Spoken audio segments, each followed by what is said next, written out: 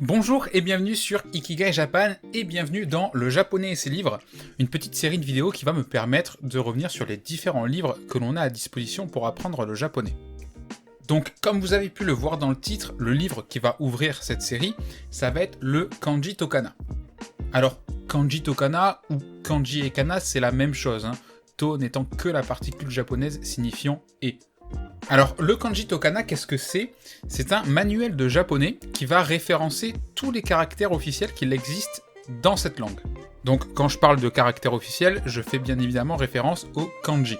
Et il en existe plus de 2000. Alors, bien évidemment, le livre n'est pas composé que de ça, il y a aussi une introduction qui est tout de même assez longue, elle fait plus de 50 pages, où dedans va nous être expliqué les kanas, la prononciation de la langue japonaise, les différentes clés qui composent les kanji, enfin voilà quoi, une bonne grosse introduction. Et alors après, on se retrouve avec le plus gros du livre, ces fameux kanji qui vont tous être référencés. Donc chaque kanji aura sa petite image avec des nombres indiquant l'ordre des traits, il y aura aussi les clés qui composent le kanji, ses différentes prononciations, donc japonaises et sino-japonaises, et le tout accompagné de mots de vocabulaire pour chaque kanji.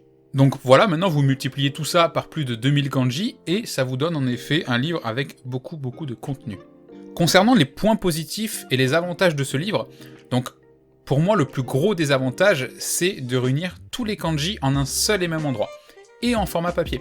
Et ça c'est vraiment cool. Moi qui aime bien le format papier, le fait d'avoir une référence à portée de main, c'est vraiment un gros plus. Le livre est plutôt classe d'ailleurs, il est pas très grand, mais il est bien épais, bien complet, il se tient bien en main et il est de très bonne qualité. J'aime beaucoup aussi la manière dont les mots de vocabulaire sont fournis avec chaque kanji. En effet, le livre ne vous présentera que des mots contenant des kanji que l'on a déjà vus précédemment. Par exemple, si je prends le kanji numéro 100 du livre, les mots de vocabulaire associés ne contiendront que des kanji entre le numéro 1 et 99. Et ça c'est extrêmement pratique, ça vous évite de vous balancer trop de contenu comme ça qui a pas trop de sens à la figure. On a aussi l'index présent à la fin du livre que je trouve très complet, donc qui classe les kanji par ordre alphabétique, mais aussi par ordre de traits, donc ça peut être cool quand vous connaissez pas la prononciation d'un kanji. Alors au niveau des points négatifs, j'en ai pas vraiment trouvé, mais pour nuancer un petit peu, le livre est quand même très brut. Voilà, sa présentation est quand même assez austère, c'est clairement pas un livre qui vous prend par la main avec des dessins, des petites explications mignonnes et ce genre de choses. Pas du tout.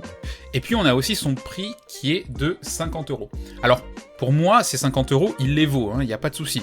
Mais voilà, pour un livre, c'est vrai que ça représente tout de même une belle somme, et on y réfléchit souvent à deux fois avant de mettre 50€ dans un livre.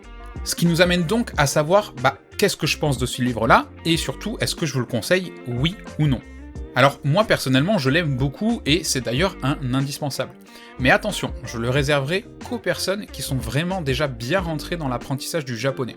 Car je vois beaucoup de débutants qui ont à peine commencé le japonais, ou même qui des fois n'ont tout simplement pas commencé le japonais, vouloir acheter ce livre. Et ça, c'est pour moi une mauvaise idée. Comme je l'ai dit, c'est vraiment un manuel dédié au kanji et à l'écriture du japonais. Ça ne vous apprendra pas la grammaire, ça ne vous apprendra pas à parler le japonais, donc si vous êtes encore au stade de juste regarder quelques petits mots de vocabulaire à droite à gauche, et que vous n'êtes pas vraiment prêt à vous lancer dans un apprentissage très sérieux et construit du japonais, le Kanji Tokana n'est pas encore fait pour vous. Et puis d'ailleurs, si vous avez juste des petites infos à chercher de temps en temps, on peut retrouver le même type de contenu gratuitement sur internet. Alors attention, ça reste tout de même beaucoup moins pratique de rassembler les infos sur internet, mais si c'est qu'une fois de temps en temps, ça va, vous pouvez le faire, vous n'avez pas besoin d'acheter un livre à 50€ non plus.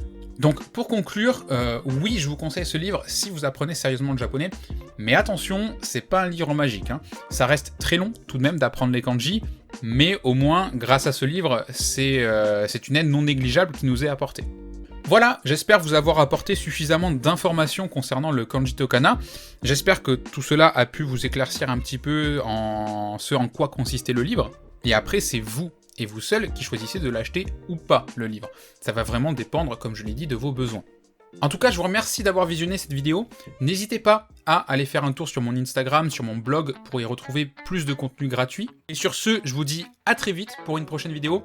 Prenez soin de vous, passez une très bonne journée ou une très bonne soirée, et à bientôt. Bye!